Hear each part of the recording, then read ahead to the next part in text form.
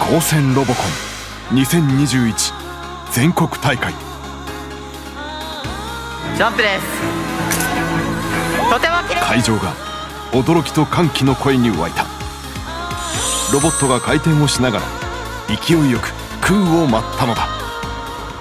94.7 が1位です今。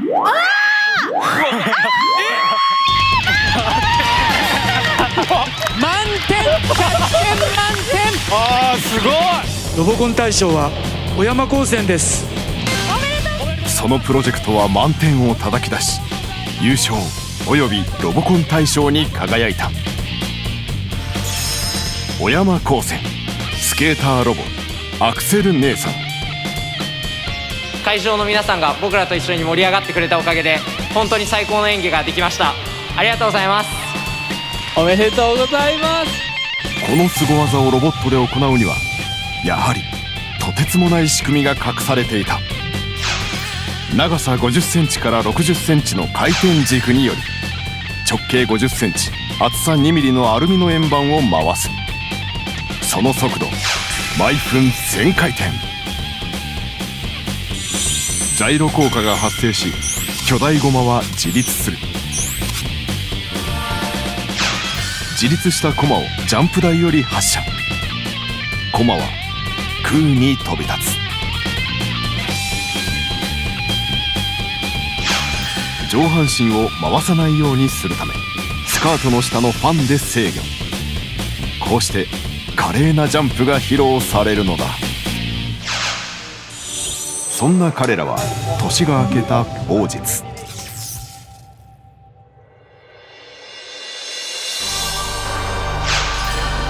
ケートリンクにいた。実はロボコン事務局がとてつもないオファーをしていたのだ。前代未聞のロボットとプロフィギュアスケーターの夢の共演。しかし想定される難題、今までとは違うジャンプ環境。スケーターとのタイミングなどを乗り越え共演することは可能なのか。今までは自分たちのタイミングで動かせていたものを他の方と共演することでタイミングを合わせていかなきゃいけないというところでやっぱり難しいなとは思いましたが、スケートリンクで動かしてみたいっていうのは純粋に興味があったのでとても楽しみだと思いました。スケートリンクで与えられた時間は4時間。この表情にアクセル姉さんの舞台を用意するところから準備は始まる。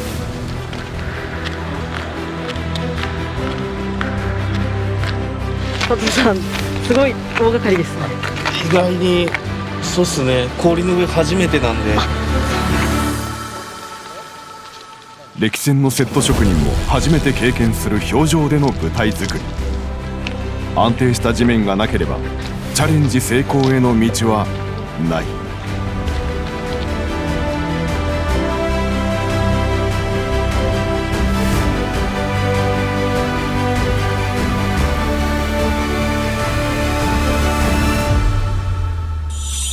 本番に臨む3人の役割を紹介しよう。1人目の矢川くんがアクセル姉さんの操縦を担当しています。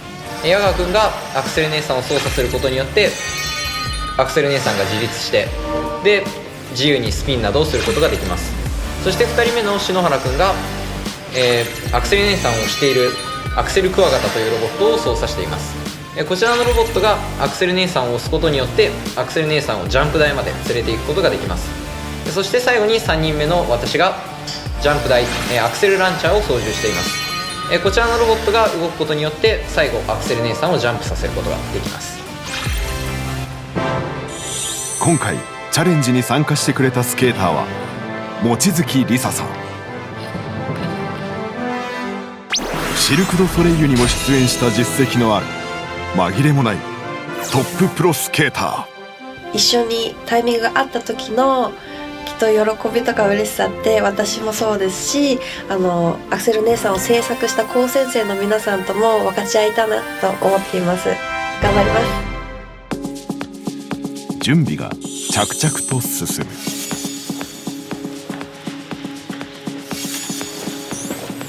プレステと同じようなやつです。これはうちの高専だとよく使ってる形のリモコンです。はい、今からバッテリーを入れます。バッテリー切れとか絶対それないようにして。はい。もう何回も取り直せんとロボットも下手ってくるから。はい。実はこのアクセル姉さんには大会では露呈しなかった大きな弱点があった。複数回飛んでった場合だんだんこうロボットの耐久性が。アクセル姉さんは2回飛ぶことができないのだ。フレームが歪んだりそうなるとこうちゃんと軸がぶれてこう立たなくなる可能性があって。そう、着地でフレームにダメージを受けてしまうため、実はジャンプにチャレンジできる回数は1回のみ。事前段階では空中で受け止めダメージを軽減しテストを重ねてきたのだ。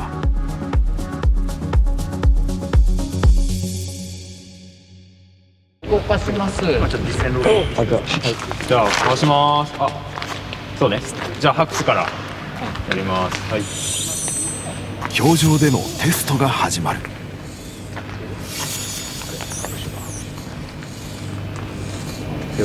サーブの調子良さそう。じゃあ回します。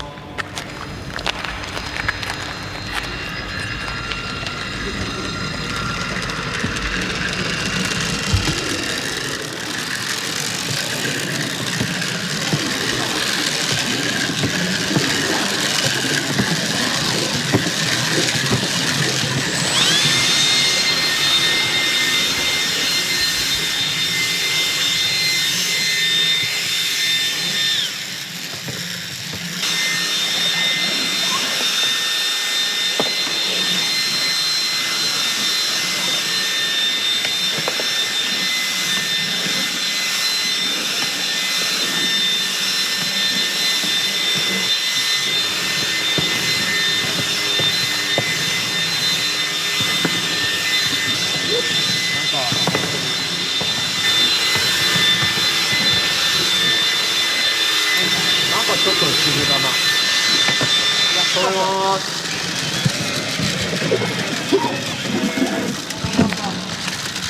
心なしかいつもよりサイ差がでかい。かなり大きい。よく滑るね。多分ね、サイ差がでかいよな、今日は。差差が大きいとは軸の回転の幅が大きいことを指す。駒が勢いをなくした時に回転の幅が大きくなることをイメージしてほしい。安定して動いているとは言えない状態である。いつもより滑る。何が？白い透明なとこ見てる感じがね。そうだね。いつもならあそこに入ってこうヒューっていくところをなんかズイーっていってる。そうだよね。ここが想像を絶するほど真っ平ら。それでボールキャスターですね。滑りが多分違うんじゃないのって思うんだよな。それはそうだろうが。そういうことだよな、絶対な。先の滑り具合とかがさ、そういう条件で変わるから多分サイ差が安定しないんじゃん。切ったマシな動きするんじゃないですか。調整し再びチャレンジするも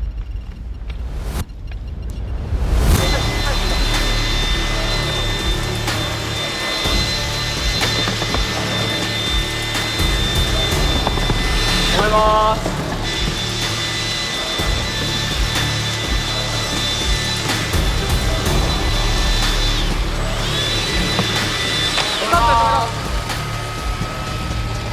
姉さんはなかなかうまく回転しない。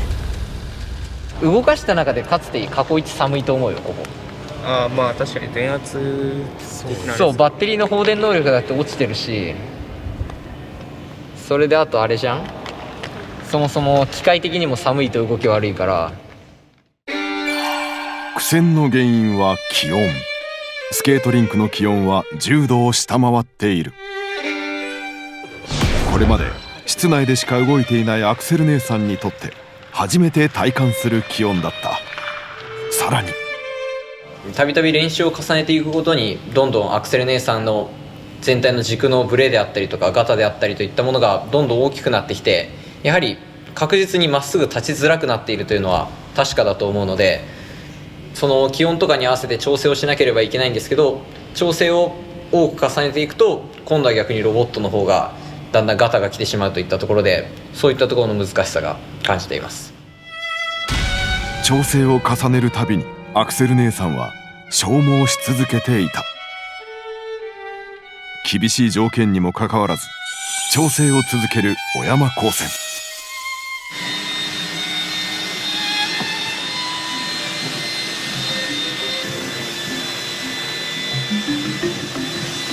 止めます。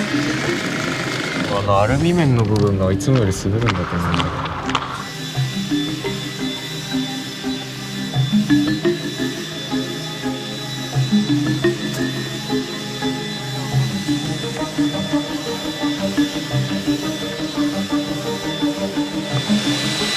止めます。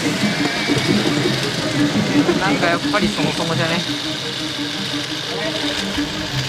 大差がでかくない？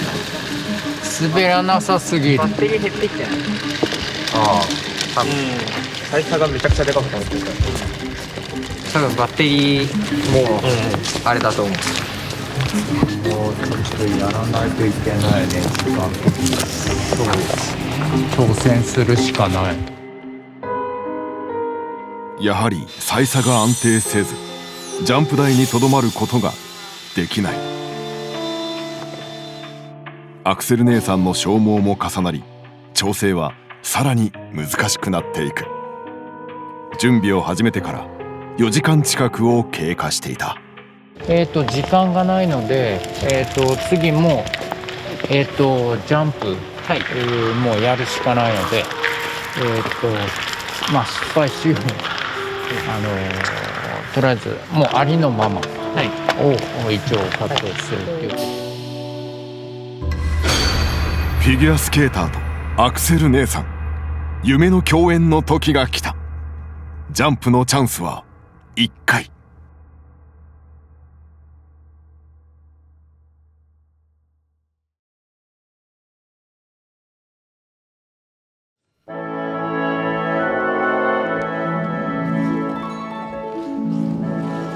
お願いします。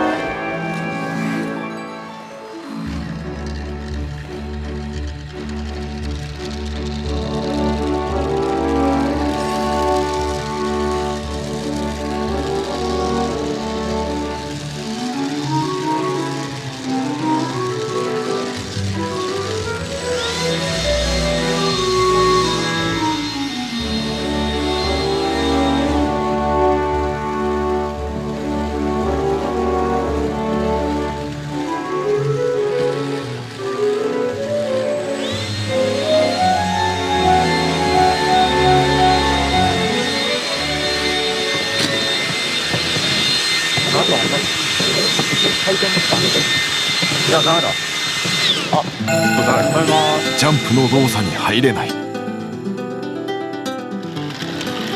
なことある？ギャッて音はアクセル姉さんの不具合はその箇所が増え、ますます悪い方へと進行していた。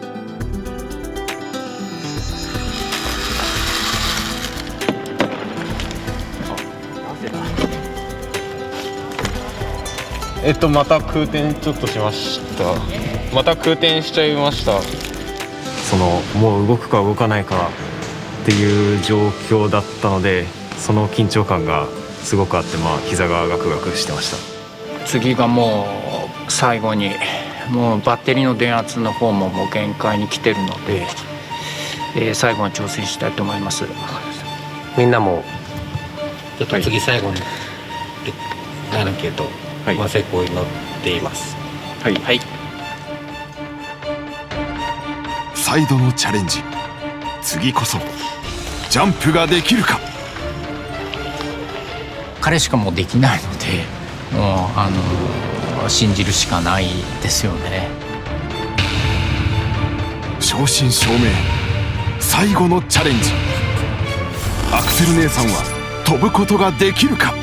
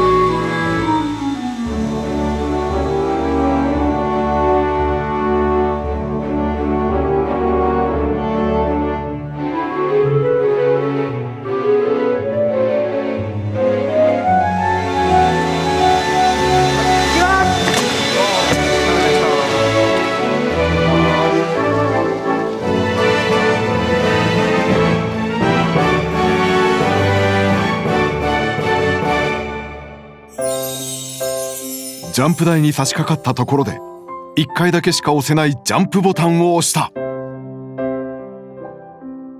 最後の1回ってことで絶対あそこのゾーンに入ったら飛ばすぞって考えてたんですけど、難しかったんですけど、なんとか飛んでくれてよかったと思います。